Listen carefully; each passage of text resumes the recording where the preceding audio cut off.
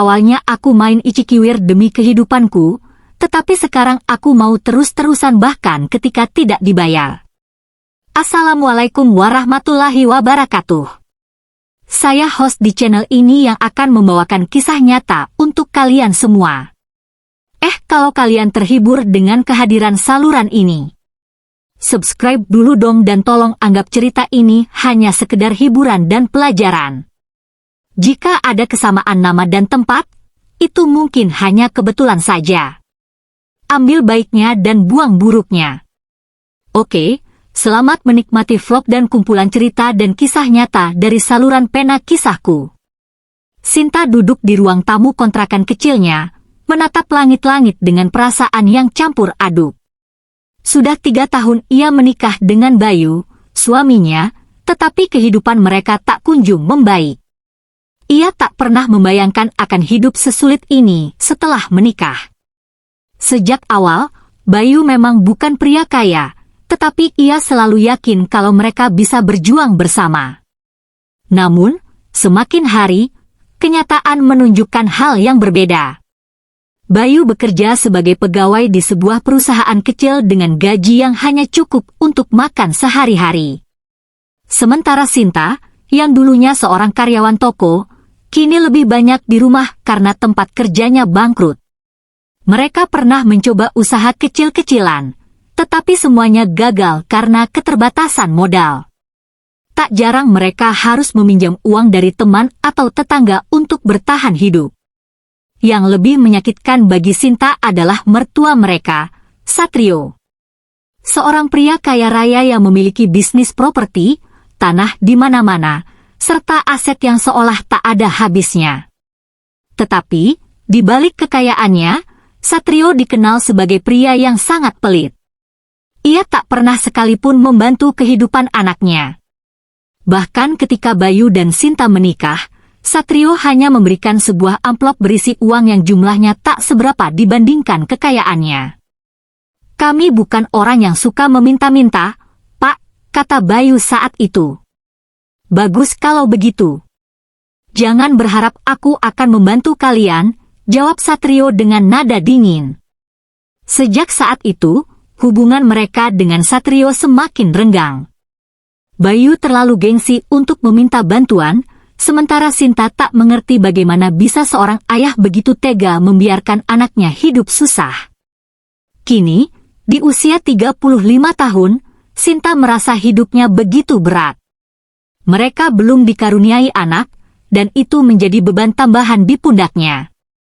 Keluarga dan tetangga mulai bertanya-tanya kapan ia akan hamil. Seolah masalah uang yang selalu menipis belum cukup membebani pikirannya. Suatu malam, saat Bayu tertidur pula setelah seharian bekerja, Sinta duduk di depan meja kecil di sudut ruangan. Ia memikirkan berbagai cara untuk mendapatkan uang. Sesuatu yang bisa membantu mereka keluar dari kesulitan ini. Pikirannya mulai berkelana ke berbagai kemungkinan, termasuk sesuatu yang selama ini ia hindari, memanfaatkan mertuanya sendiri. Sinta tahu Satrio pria yang dingin, tetapi ia juga tahu satu rahasia kecil tentang mertuanya. Beberapa waktu lalu, ia sempat mendengar kabar dari seorang kerabat bahwa Satrio sering berhubungan dengan wanita muda di luar sana. Meskipun pria itu selalu menjaga citranya di depan keluarga, Sinta tahu ada sisi lain dari pria tua itu. Pikirannya mulai kacau. Haruskah ia mencoba mendekati Satrio? Tidak mungkin. Itu terlalu berisiko. Tetapi, jika itu satu-satunya cara? Beberapa hari berlalu, Sinta terus memikirkan hal itu. Hingga akhirnya, kesempatan itu datang dengan sendirinya. Bayu tiba-tiba sakit. Demam tinggi dan tak bisa pergi bekerja. Mereka tak punya cukup uang untuk membawanya ke dokter, bahkan untuk membeli obat sekalipun sulit. Dengan hati berdebar, Sinta memutuskan untuk pergi ke rumah Satrio. Ini pertama kalinya ia datang ke sana sendirian sejak menikah dengan Bayu. Saat sampai di rumah besar itu, Satrio menatapnya dengan alis terangkat. "Ada apa kau kesini?" tanyanya datar. "Pak, Bayu sakit. Kami butuh uang untuk membawanya ke dokter, kata Sinta dengan suara bergetar. Satrio menghela napas panjang lalu bersandar di sofa. Bayu sudah besar. Seharusnya dia bisa mengurus dirinya sendiri. Hati Sinta mencelos. Ia tahu mertuanya pelit, tetapi ia tak menyangka akan mendapat jawaban setegak itu. Namun, ia tak menyerah. "Pak, saya mohon." Sinta mencoba lebih lembut. "Saya tidak tahu harus kemana lagi."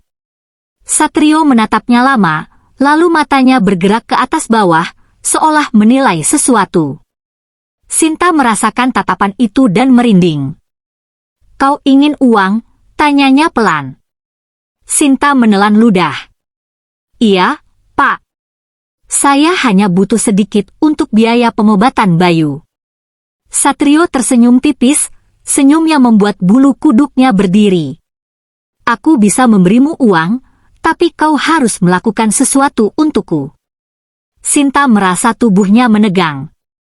Ia tahu kemana arah pembicaraan ini. Tapi, ia tetap harus bertahan. "Apa yang harus saya lakukan?" tanyanya dengan suara lirih. Satrio bangkit dari sofa, berjalan mendekatinya, lalu berbisik di telinganya. Kata-kata itu membuat Sinta ingin lari. Tetapi, ia juga tahu, inilah harga yang harus dibayarnya untuk menyelamatkan suaminya. Dan disitulah awal dari semuanya dimulai.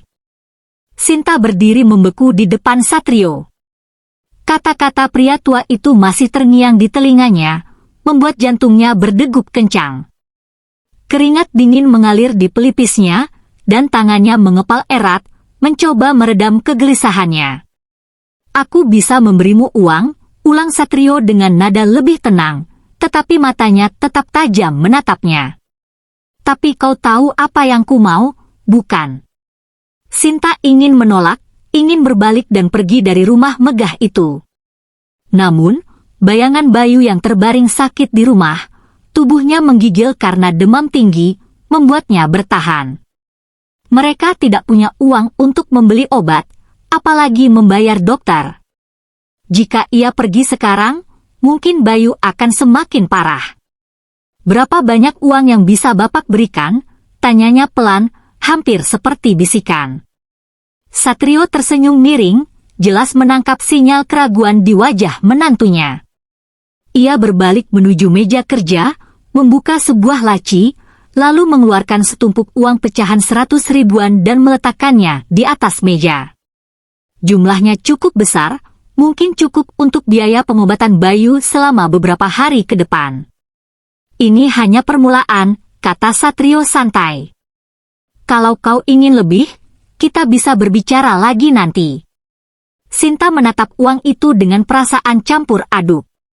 Tangannya gemetar saat hendak mengambilnya, tetapi sebelum ia sempat menyentuhnya, Satrio sudah menariknya kembali. "Ambil setelah kau memenuhi bagianmu," ucap pria itu dingin. Sinta menggigit bibirnya. Ia tidak tahu bagaimana bisa sampai di titik ini. Tetapi, keadaan benar-benar telah membuatnya tak punya pilihan. Ia menghela napas panjang, menutup matanya sejenak, lalu mengangguk pelan. "Baik, Pak," katanya dengan suara lirih, nyaris tak terdengar. Satrio tersenyum puas. Ia mendekati Sinta, tangannya menyentuh dagu wanita itu, mengangkatnya agar mereka saling menatap. "Kau tahu, aku selalu menganggapmu cantik," katanya. "Sayang sekali Bayu tidak bisa memberikanmu kehidupan yang layak." Sinta ingin muntah mendengar kata-kata itu, tetapi ia harus bertahan. Demi Bayu. Demi hidup mereka yang terus-menerus dirundung kesulitan. Malam itu, di rumah besar yang selama ini hanya bisa ia lihat dari luar, Sinta menyerahkan dirinya untuk pertama kali pada pria yang seharusnya ia hormati sebagai mertua. Ia mencoba mengabaikan rasa jijik yang merayapi tubuhnya, mencoba tidak berpikir tentang dosa yang sedang ia lakukan. Setelah semuanya selesai, Satrio duduk di tepi ranjang, menghisap rokoknya dengan ekspresi puas. Ia melemparkan setumpuk uang ke meja di samping tempat tidur. Ambil itu, katanya santai. Dan kalau kau butuh lebih, kau tahu harus kemana. Sinta tak menjawab.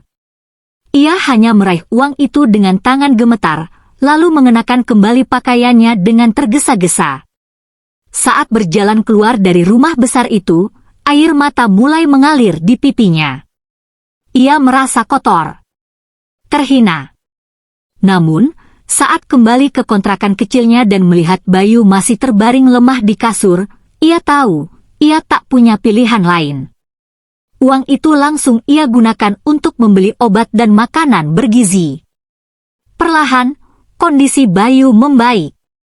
Namun, harga yang harus ia bayar untuk kesembuhan suaminya terlalu mahal. Beberapa hari kemudian, Sinta berharap segalanya akan kembali normal.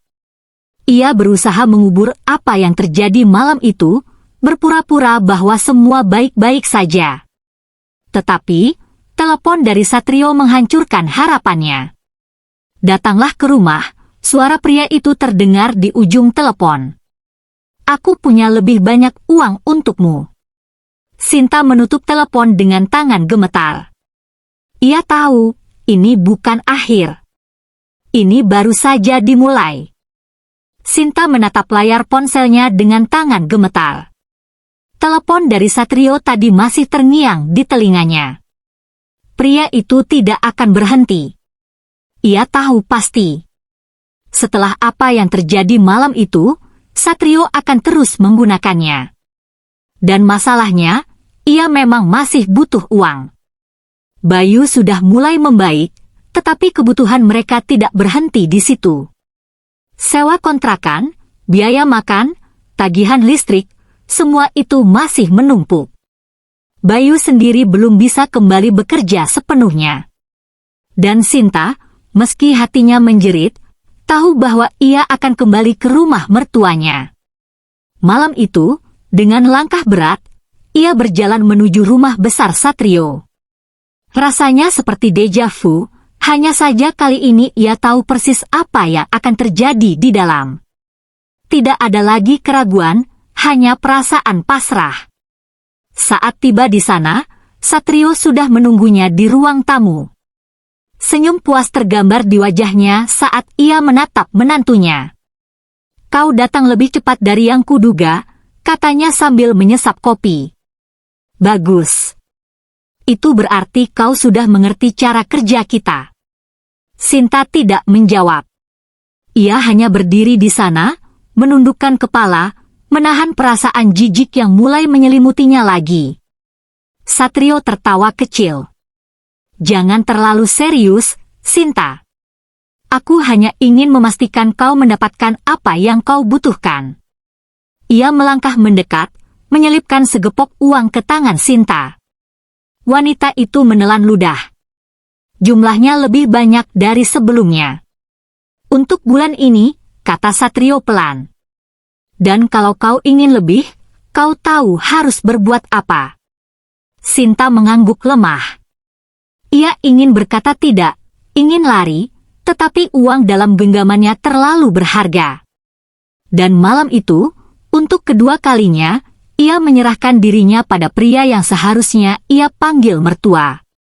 Hari-hari berlalu, dan kesepakatan mereka terus berlanjut.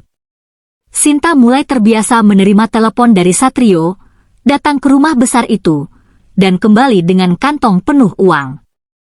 Ia mencoba untuk tidak terlalu banyak berpikir, tetapi setiap kali pulang dan melihat wajah Bayu, rasa bersalah menghantamnya begitu keras.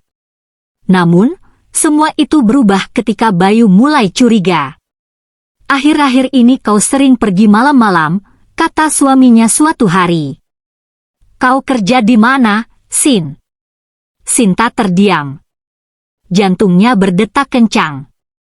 Aku hanya membantu teman. Dia butuh bantuan di warungnya. Bayu menatapnya lama, seolah menilai apakah istrinya berbohong atau tidak. Kenapa tidak bilang dari awal, tanyanya lagi. Sinta memaksakan senyum. Aku tidak mau kau khawatir. Aku hanya ingin membantu keuangan kita. Bayu menghela napas, lalu mengusap kepala istrinya lembut. Maafkan aku, Sin. Aku tahu aku belum bisa memberimu kehidupan yang layak. Hati Sinta mencelos. Ia ingin menangis, ingin menjerit, tetapi ia hanya bisa tersenyum dan menggeleng. Tidak apa-apa, Mas, bisiknya. Yang penting kita masih bersama. Namun, dalam hati, ia tahu, ia sedang berjalan di tepi jurang yang semakin curam. Dan cepat atau lambat, semuanya akan terungkap. Hari-hari berlalu dengan kecemasan yang semakin menyesakkan dada Sinta. Setiap kali Bayu menatapnya dengan penuh kasih, ia merasa seperti pecundang. Rasa bersalah menggerogoti hatinya, tetapi setiap kali dompetnya mulai menipis, ia tahu kemana harus pergi. Satrio semakin sering memanggilnya. Hubungan mereka kini bukan lagi sekadar kesepakatan. Pria tua itu mulai menuntut lebih, menganggap Sinta sebagai miliknya. Kadang, Sinta merasa seperti terjebak dalam perangkap yang tidak bisa ia lepaskan. Namun, yang tidak pernah ia duga adalah, suatu malam, semua kebohongannya terungkap. Hari itu, Bayu merasa lebih baik. Ia memutuskan untuk kembali bekerja dan pulang lebih awal untuk memberikan kejutan kepada istrinya. Namun, saat ia tiba di kontrakan, Sinta tidak ada di rumah. Bayu mencoba menelepon, tetapi Sinta tidak menjawab. Perasaan tidak enak mulai merayapi dadanya. Ia lalu mengingat sesuatu. Beberapa hari yang lalu, seorang temannya pernah mengatakan melihat Sinta di dekat rumah ayahnya, Satrio. Saat itu, Bayu mengabaikannya, berpikir bahwa istrinya mungkin hanya berkunjung. Namun kini, kecurigaannya semakin kuat. Dengan langkah cepat, Bayu menuju rumah besar ayahnya. Saat ia tiba, rumah itu tampak sepi. Tetapi, lampu di kamar utama menyala. Dengan hati berdebar, Bayu mendorong pintu yang sedikit terbuka. Apa yang dilihatnya di dalam menghancurkan dunianya dalam sekejap. Di sana, di atas ranjang, adalah Sinta, istrinya, bersama Satrio. Bayu membeku. Matanya membelalak, nafasnya tercekat. Dunia seakan berhenti berputar. Sinta tersentak, wajahnya pucat pasi. Mas, aku bisa jelaskan. Satrio hanya duduk santai di tepi ranjang, mengenakan jubah tidurnya. Ia menatap Bayu tanpa sedikit pun rasa bersalah. Sekarang kau tahu, kata Satrio dingin. Istrimu ini lebih tahu bagaimana mencari uang dibandingkan kau. Bayu mengepalkan tinjunya. Kau tega, Sin, suaranya bergetar karena emosi. Demi Tuhan, aku bekerja mati-matian untuk kita. Tapi kau malah. Sinta menangis, mencoba mendekati suaminya. Aku tidak punya pilihan, Mas. Kita butuh uang. Aku melakukan ini untuk kita. Bayu mundur, jijik. Untuk kita? Atau untuk dirimu sendiri? Hening. Sinta tak bisa menjawab. Ia tahu, tak ada pembelaan yang bisa memperbaiki semua ini. Dengan wajah penuh kekecewaan, Bayu menatap ayahnya. Kau lebih hina dari yang kupikirkan, Pak. Satrio hanya terkekeh. Kehidupan itu tentang bertahan, Bayu. Jika kau cukup kuat, kau bisa memiliki apapun yang kau mau. Tapi kalau kau lemah, kau hanya bisa melihat orang lain mengambil apa yang seharusnya milikmu.